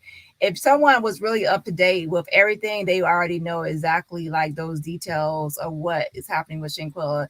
They were not updated on the last statement. She was talking about Governor Roy Cooper, his statement. However, the last statement was actually from the LPI spokesperson a few days ago, and they said that they are currently working with the Department of Justice. However, Nancy Grace and her panel, Herb, they did not know that the LPI made that statement that they are not working with the Department of Justice. So the case has advanced or progressed since the time point that they're speaking on. So they're behind. Okay. If Herb knew that the LPI stated that they are not working with the Department of Justice, and she has now been assigned to a victim coordinator at the attorney's office, which he said is the next step, then he would not have mentioned that step needs to be taken, because it's already been taken, as I've shown you. Okay. And I've already talked to the Department of Justice. Go watch my previous video. She has been assigned a victim coordinator at the Department of Justice and at the attorney's office. So that's why I know that she has a case there and through through the Department of Justice. So that step has already been taken, but they are unaware that it has been taken. So sometimes everyone, it doesn't stay like abreast of what's happening, even with remember when the lawyer, well, I don't know if she's still a lawyer or not, Sue Ann Robinson spoke on Shanquella. She didn't know, I knew more information than she did on the case because she wasn't like, she did not keep up with it. So just because someone is an expert or something else, that doesn't mean they have kept up with the case. Now, once they kept up with everything and then they give their opinion, then that's different. But they are behind on what's going on. They are not abreast of what's happening. They don't. They are doing all this talking about who did what, but nothing has happened because she is in jail for her death. Uh, well, as the FBI spokesperson said, there's a thorough and exhaustive investigation, and I can say that with the Bruce Redmond case, since it took over a year, that is possible that they are doing that because, as I already read before, that the Department of Justice stated that once they got all the evidence, they said now we believe there is sufficient evidence, and that took over a year for them to finally make that statement. I don't really think it will take that long for Shanquella, to be honest. At all as long as it took Bruce Redmond, but I still think it will take a while before the extradition is done. However, what will satisfy all of us, just like it satisfied Monica's family, that she's the victim of Bruce Redmond, her family was satisfied and happy and like elated. They were happy about him being arrested on a provisional arrest way before he was eventually extradited. So even if we can get that provisional arrest, that's why I'm saying email to get her arrested on a provisional arrest. But provisional arrest, it doesn't have to have all the evidence that needed for extradition. Okay, so that's why I said we need to stress and press and put pressure, pressure. We need to put pressure on people to have her arrested now on the provisional arrest. Okay, we need that done ASAP. Everyone email. Okay, I'm gonna email after lunch. I'm gonna email everyone about putting pressure on Mexico to make sure their part is done. And then once we know for sure that Mexico has done their part, we need to apply again with pressure on the Department of Justice to submit their complaint to the district court for their provisional arrest complaint, because that has to be done as well. Both have to take steps for a provisional arrest to occur. Hey Sharon, hey girl. I emailed Dani De La Rosa tonight. Yeah, make sure it's the second one because the one will bounce back because it's like something I messed up in the email. But the one that I have posted, I think the second one definitely works. Dani, can you post a brief template that way folks can just copy and paste? See, that's the thing. I don't do that. That's actually, I thought about that before, but to be honest, if everyone just copies and pastes, it doesn't make it personable, and it can come across as spam and a robot. It's like, oh, this is not a real people that are sending these messages. This is a robot and spam, and it takes away from the seriousness. If I write something and my email is from my heart, it's heartfelt, it's sincere, and it's personalized, then it comes across as a real email, not a robot or spam. Okay, if everyone is just sending the same message, then no. Well, I do say like a general statement. I say stress that we need a provisional arrest. Now, what I can send is information on what a provisional arrest is and what Mexico needs to do, but I'm not going to tell you exactly what to say because then it becomes across as robotic and programmed and automatic system instead of just genuine. Yes, you killed it last night. You enlightened so many additional people. Oh, yes, yes. I'm glad I actually was able to do that. And I also love to just hear everyone else's opinion as well, because we all have our different opinions. But what I love about everything is that even with everyone having a different opinion, at the end of the day, is everyone still wants justice for Shanquella. So we might have different opinions and different ideas of what's going on, but at the end of the day, we still are team Shanquella and justice for Shanquella, right? So that's why I have to keep in mind a lot of times that we all have the same end goal, which is justice for Shanquella. I will be emailing all of them today. Yes, unto yes. That's what I love to hear. Follow is you're talking about Twitter. And Marie says, "Hello, Danny. Just came in. I'll have to play catch up in a bit. Thank you for all you do and all the updates. You're welcome. And yes, catch the replay. I'm about to get off here as soon as I read a few more comments. Yeah, this is a Twitter page, twitter.com/Shanquella. Yeah, twitter.com/Shanquella. I don't update that as much as I should, or should I say, because to me I've already posted some information on my community tab or do the petition, so it's kind of repetitive to put it there. But sometimes I do post information there. Yes, I haven't seen Barry sincere in his response when you spoke to him. He talked longer than I expected. Yeah, I'm pretty sure he won't talk anymore because let me tell y'all. So I see I have 2 missed calls from Angel. Angel is the jackass. I don't know why after he hung up, he was calling me back. So I haven't called him back because he really just likes to scream and talk shit. Right. So I haven't called him back because whenever I talk to someone, I record it because I don't have time for people to say this or that. So I record it. But he did, as I have 2 missed calls from Angel, who I talked to yesterday. Like, what does he want? I'll call him back, but not right now. I'll call him back out there, eat something. To see what he wants, and I'll record what he says. But yeah, one of the concierge, Angel, called me back. Listen to that live yesterday. Like, why would he hang up on me and then call me back? Like, what's his agenda? I don't know. Hey, Danny and chat, be blessed, everyone. Have a great day. But he might actually be listening now. Oops, I forgot he listens to my channel. Hey. And I also Dejanae's sister. Hey, girl, hey. I didn't even post your Facebook. Hey, girl, I'm telling y'all, everybody watching me. Oh gosh, she watching. Hey, girl. Yes, boycotting works. They need to know and she probably most likely she told Dejanae Manhan Jackson too, because she deleted that tweet and everything else, and here her Facebook deactivated her Facebook.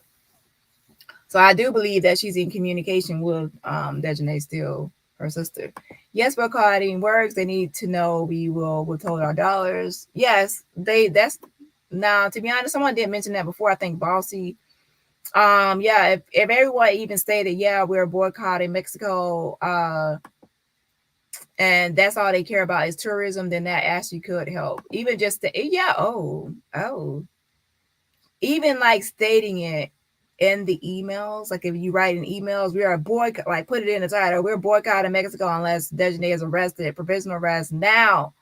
Like add that to the email, like we are boycotting Mexico, no more Cabo tourism. So put that in the email. If that's what they care about is tourism, put that in the email. I'll actually send one today and I'll make sure I put it in the title, boycotting Mexico. Wait, be specific. Cabo, where he's at, Danny De La Rosa. Right. So many people dropped the ball in the beginning. Definitely. But yeah, so Angel might be actually listening now, so he already knows now that I said it. So now I have to watch out because people are listening. So then if I call back, he'll know because he already said he watched my channel. Yeah, right. So he might be listening now. That's because they all have some parts in our maybe yeah, and what's her name too? That receptionist. So people be watching me now. I already knew Carl Bills because before, remember when I used to post stuff about Carl Bills, then they would change stuff around. So I already knew Carl Bills was watching. Yep, they would definitely be watching. I agree they should have been in jail already. It was very dumb for Mexico to let them go in the first place. Exactly. That's why I said they just trusted them that everyone did not do their job. The doctor, everybody did not do their job. And also, here's the thing.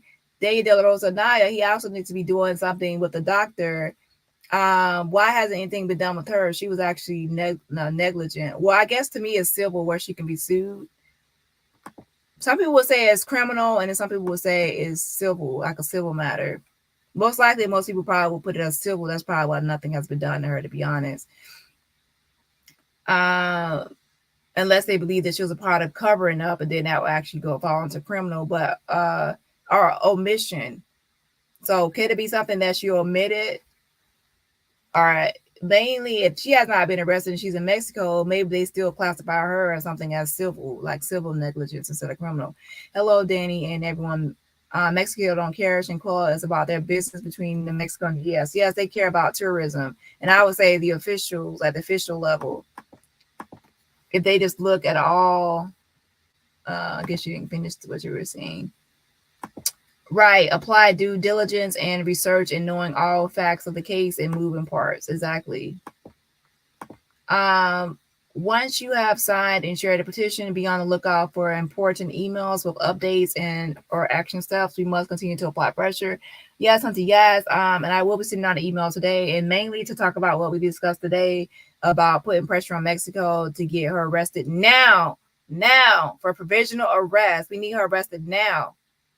Everyone needs to put that we are boycotting Mexico trips to Cabo. No more Cabo. You're gonna lose American dollars. Put that in the email. Money talks. So we need to put that in the emails, and I will send that information out. But first, I gotta eat, Hunter. You gotta have some energy. You gotta get some fuel. Thank you for clarifying that. I noticed that you didn't seem as convinced last night about DJ's gender of or having a baby. Hmm? No, 100%, I am 100% convinced, and without a shadow of doubt, I know that DJ, I call Desiree Jackson, is a woman. I'm saying that she has mannish looks, and I can see why people would be convinced that she's transgender. But I said it kind of, to be honest, not to be mean, but other relatives as well has this strong feature. So it's like it's in her family, like I'm saying that she's just a woman, but just has mannish features. Okay, she's big bone. I still believe that. I didn't change my stance or any positioning on that, and I'm 100% convinced. And I've always stated that she's cisgender. I might make jokes about Desiree Manhead Jackson or DeAndre Desiree Jackson, but I have never swayed or stated that she's transgender. Through all my videos, I never ever stated she was transgender. Now, as far as having a baby, I said before that I saw the Pinterest that said Desiree's baby shower by winter. And that's when I believed that she had a child. But then when I went to her sister's page, her sister's Twitter, this is the thing about her sister's Twitter. Her sister was a type of person with 54,000 something tweets. She tweeted all of their business from Desiree's crusty toes. She even gave her full name. She's like, my name is, she gave her full names. That's how I found her Facebook. Like, this girl tweets all of her business from looking for a job. Like, this girl put all her business on Twitter. She also would like tweet Desiree things as well, and like say, tell mom to do this or that. So to me, why wouldn't she say anything about her being an auntie? Or she has like a younger sister named Gianni, and then she has Desiree. Why wouldn't she in all those tweets put that she's an auntie or my niece or my nephew or things like that? So that's when I came back and I said, well, to be honest, the Winter's Pinterest saying they just baby shower is not 100% that she actually has a baby. So I'm not 100% convinced because, like I said, her sister is like she talks a lot and she never mentioned anything about a child or a baby. Also like a nephew or niece. And now I went to her sister's Facebook. I didn't see anything about it either. So that's when I'm like, it's weird that she wouldn't mention that when she's a person that tells all the business. You know, people that treat everything and all their business. But 100% from day one, I've been saying that Desiree is a woman. 100%. Girls basketball team, everything. There's not one video of me saying otherwise. I make jokes, yeah, but she's a woman, and I 100% never swayed from that. Now, as far as having a baby, I'm not 100% sure unless I can see someone pregnant and I can see someone actually with the baby or proof other than just someone making a Pinterest. Because the reason I say that, because sometimes people make a Pinterest, and could it be possible? Well, I mean, stop. Don't jump thoughts. Okay, some people can make a Pinterest, and it could be something like, what if, like, my dream wedding or my dream baby shower, my dream this or bedroom, and it actually could not be based on reality. Now, also, it could be possible that Janae could have been pregnant, and we all know there some people from pregnancy. Some pregnancies don't always. Um, and prayers to everyone that has experienced this, but some end in miscarriages or even stillbirth. Other things can occur during the pregnancy. So maybe it could have been a baby shower planned, and then maybe the pregnancy didn't go through. We don't know the circumstances, but I cannot say, if I can't say 100% that something is factual, then I'm not going to really say it. So I hope that answers your question. I have not seen proof of a child beyond a reasonable doubt. 100% I can confirm. Besides that Pinterest statement, and in my mind, and since I saw that, I think that maybe she was pregnant, and maybe something happened with the pregnancy. I don't know, or maybe her sister never discussed the niece or nephew on Twitter, even though she gave her full name and discussed other people in the family. That's a possibility, but I cannot confirm, so I won't say. Yeah, good point about the template. If you would like to support the channel, yes, this is how you can support it. Oh yeah, so let me thank you Tribal. Thank you so much, Tribal, for the Cash App. I definitely and truly appreciate you actually for supporting my channel. Thank you, Tribal. So yeah, I did get that Cash App yesterday, and I just want to say thank you for that. And also for being my mod. Yeah. So my mod showed me too much love. Y'all showed me too much love.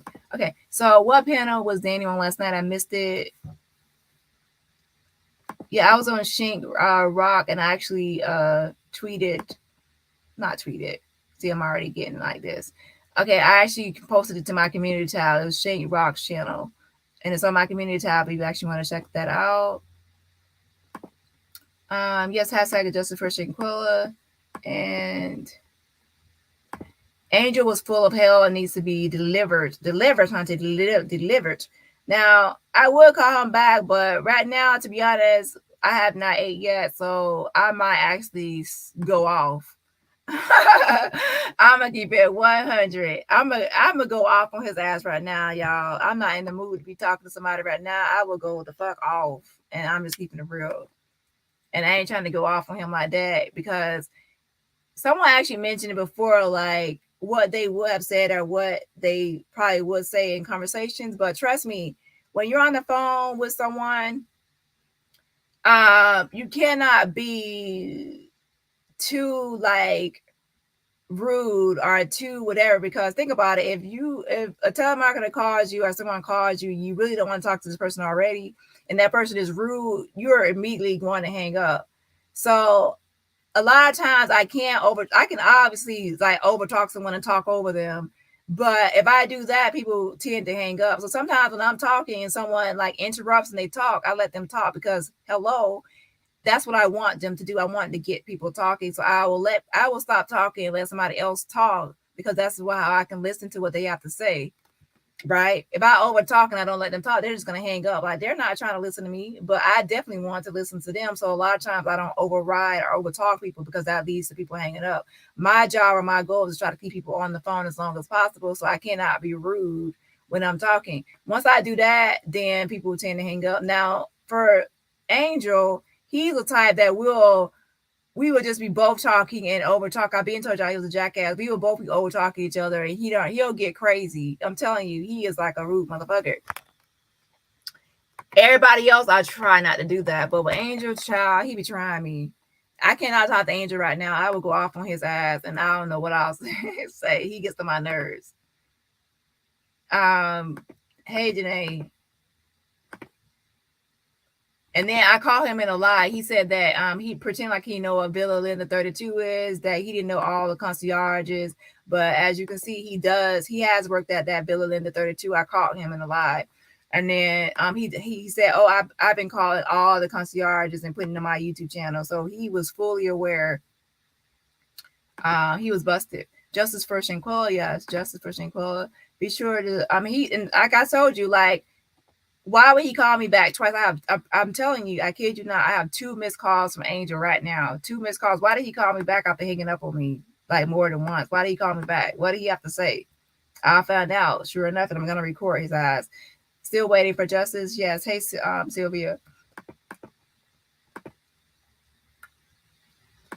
Genetics. Yeah, I was gonna. I don't want to say. I don't want to talk about the family like that. That's why I didn't keep on like harboring on that. But I'm telling, it's like when I saw somebody, I'm not gonna say a name, but when I saw somebody, I would think that was a transgender, to be honest, but I know it's not. So that's why I said it. It's like through the family, like genes, right?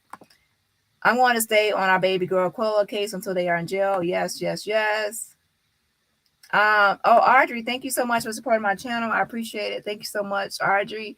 And for others, you can also support the channel just by hitting the like button. That's free to do so to help the video get into the algorithm. So again, thank you, Audrey, and again, Tribal, for supporting my channel. It's greatly appreciated. I'm going to stay on our baby. Okay, I read that. All right, y'all. Have a great day. I will see y'all later. And I will record the call of Angel, but right now I will set it off on that motherfucker and I will go off on his ass. And no telling what I will say. I know me. And when you know yourself, you try, you just like, you keep it cool and then you'll call somebody when you're like more woo-saw, calm and collected. Right now I will set it off on his ass. Hey, Joe. So let's see. Maria says, I'm so disappointed the amount of time it's taken to bring these evil seeds to justice. Will there be justice? Yes, there will be justice. There will be justice.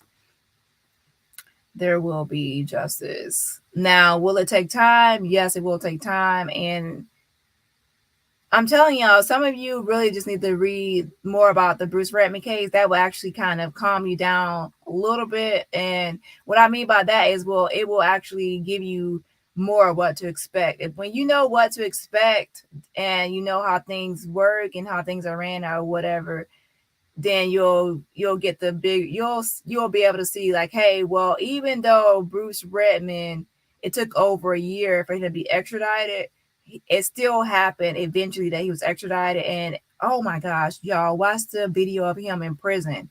That would make y'all so happy. Like watching him in prison. Imagine Dejanay Manhan Jackson in prison.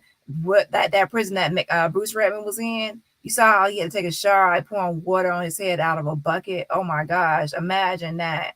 Woo job. So trust me, like watch like everything. Like if you don't want to read about it, like some people are not like readers. Watch, like I actually put together a video on my channel about like the whole full progress, but just Google or go on YouTube and watch Bruce Redman videos in prison and everything else. Trust me, the justice was slow in that for Bruce Redman case, but once he was extradited and sent back to Mexico, child, I love that video of him in prison. Ooh, ooh. And the reason I loved it, like I said, I could imagine Dejanay in there. Woo, child. But only thing I didn't like was that he only served 7.5 years. But 7.5 years in that junk where he was in, child, I wouldn't want to be in that 7.5 years at all. So go watch Bruce Redman in prison. So it took over a year. Like I said, he killed his wife, and oh my gosh, it's like a lot of. I have to go through the timeline again, but it took over a year for him to be extradited. But it was well worth it once he actually was extradited and his ass was in prison. So it can't happen even after this period of time. Thank you so. Yes, I'm hangry right now. Hangry, and I will set it off on his ass right now. I will set it off. I will go off on his ass. Ooh. And I don't want to be that unprofessional. So try to keep it cute.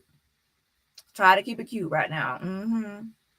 And he be trying. Oh, he be trying. He was trying me yesterday. Y'all never seen me like talk to anybody else like that, but I was talking to him like that yesterday. I told y'all, go watch my other video. I told y'all from the beginning that Angel was a jackass. I keep forgetting that he be watching me. Damn. He might be enjoying like this back and forth. I don't know. He might be a little cuckoo.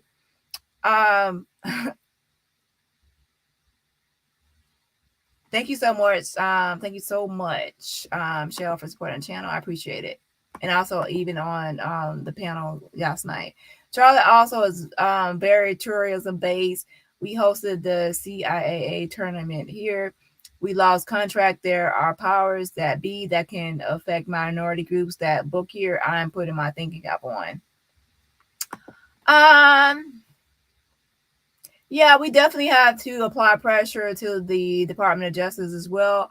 The Department of Justice holds, I know the FBI, but definitely the Department of Justice holds a lot of power, especially once Mexico submits like paperwork, and even for like provisional arrest or even like the extradition paperwork, the Department of Justice are the ones that actually have to file the information or file the documents of paperwork with the district court in North Carolina. So they hold a lot of power. So we definitely have to apply our pressure to the Department of Justice. And that's why I gave you the information yesterday. I'm going into country mode. I'm going to the country mode. Okay, so this is the part. Okay, just like with the Shelley with the LPI, we also now have the Department of Justice Public Relations person, which is Leah. And this is Leah's email address. So if you actually want to help apply pressure for Justice for Shanquella, for Department of Justice Public Relations, then you can contact Leah at this email address right here. Now, for the FBI, that is the one, Shelley, and she actually did reply to me. And she also, of course, spoke to the WBTV, but she gave them, I'm jealous. She gave them a long statement, and she gave me a one word, but I guess my wording is also only suitable for one word response, right? But anyways, yeah.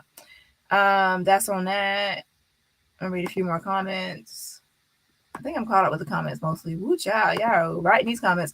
Charlotte also is very tourism based. We hosted. Oh yeah, I already read that. So yeah, I'm already caught up. Question the provisional arrest. Why can't the U.S. just get them onto the provisional? They are having too much free time out here, and it's hurting the family. Ouch, yeah. Mexico actually has to file that first because they are the ones that are wanting her to be arrested and eventually extradited. The provisional arrest is just like someone being arrested because they might be a flight risk. Like if you're trying to extradite someone and you believe that they will try to flee or be on the run during the extradition process and before you can get them extradited, you can apply for a provisional arrest because you can say that this person's a flight risk and we need them arrested now and detained in jail, arrested in jail until they are extradited. So they filed a thing and saying basically Mexico filed and said, well, Bruce Redmond is a flight risk and he possibly can flee. And they gave their reasons. And the thing is, the reasons they gave for Bruce Redmond can also be applied to Dejanay. So they can use those same reasonings because they both fled Mexico, which is obviously proof right there. They actually will leave an area or flee right there. And then the second one they proved was like untrustworthiness, like the person is untrustworthy or to some kind of extent. You can actually read the document on Bruce Redmond provisional arrest. But yeah, like if you actually watch the Bruce Redmond videos, as I stated, he was still going to theme parks. He was still with his mistress, and he was still like he still was able to spend time with his children, or actually live with his two children.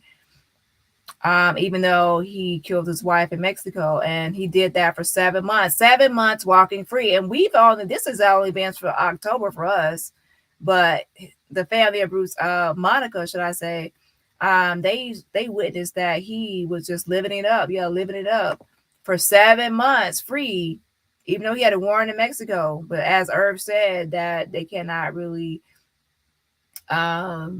enforce a foreign warrant, right? So even though he had a warrant in Mexico, he was still free until that provisional arrest. And that's why I keep on stressing the provisional arrest. It was an additional document done. Even in the documentation I just showed you, it wasn't the original warrant they applied for was actually in May of 2010, and it was like in June of 2010 when they filed the request for provisional arrest. And then even though they did that in June, Mexico, even with that provisional arrest request, the United States didn't act on that until November. And then once they did their part, now this is the kicker. Once the United States Department of Justice did their part, acting on that provisional arrest, it only took 4 days for Bruce Redmond to be arrested. So I'm telling you, once the Department of Justice actually does their part at that courthouse, baby, that's when the ball will be rolling, and in a matter of days, once it's approved, Dejanay will be arrested. Actually, once it was actually they filed it November 12th, it was approved on November 15th, and then on November 16th he was arrested. You see. All right, so this is the last comment. Hey Scott, you have to catch the replay because I'm just getting off. Yeah, it's only a matter of time. Hashtag Justice for Shanquella, and there's the petition. And it definitely won't be an easy stay. Child, I want to be in there true, child. It was no privacy. It was that's not a place for me. No way. I can't. No jail's a place for me, child. Ooh. Yeah, thanks for joining. If you have not already, please hit that like button on your way out. Continue to share the petition, and we will see you soon with more information and updates. Yes, hashtag Joseph for Shanquella. You were exceptional on the content creator show with Shank Rock. His subscribers really enjoyed hearing from you. Glad to see you on the show. Yeah, I actually enjoyed it. I really never really go on panels, but now after going on his panel, I actually probably would look more into panel discussions, like even on my own channel, having panel discussions, right? Yeah, so I actually thought about panels on my main channel before, but now I actually will probably look into panels or even a call-in show or some kind of thing, right? I'm using like a one-woman show, but I actually will be interested in doing more panels. I'm glad that everyone liked it. And yeah, sometimes a panel will actually take the weight off you, to be honest. Share the work, share the words, and share the messages, and share the audience, and share everything, and share getting justice, and share just everything. Hey, Avengers, let's mass email Leah at the Department of Justice today. Together, we can bring justice for Shanquella's parents. Yes, I'm going to email her as well because have I emailed Leah yet? No, I just got her email and I didn't email it yet. Her yet. I'm gonna email her. Now I did because I have to keep track of what I do. I did leave a voicemail for her. Okay, so I did call and leave a voicemail. Did I post the number here? But just like everyone today, I will email Leah. Here's the email for Shirley Rutledge, which is the victim coordinator assigned to Shanquella, making sure that she gets her rights through like being her victim advocate. And then this is Leah. But they both have the same number because it's under the same office, should I say, yeah, for Charlotte, North Carolina. The 704-344-6222.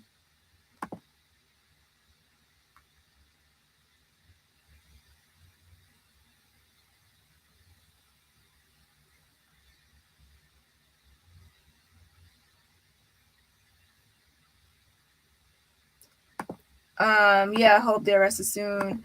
I know the courts have a lot to deal with, and they try to deal with it as it comes in, but I feel it should be based off a priority. If it's fresh and we have the evidence of people, we need to move now.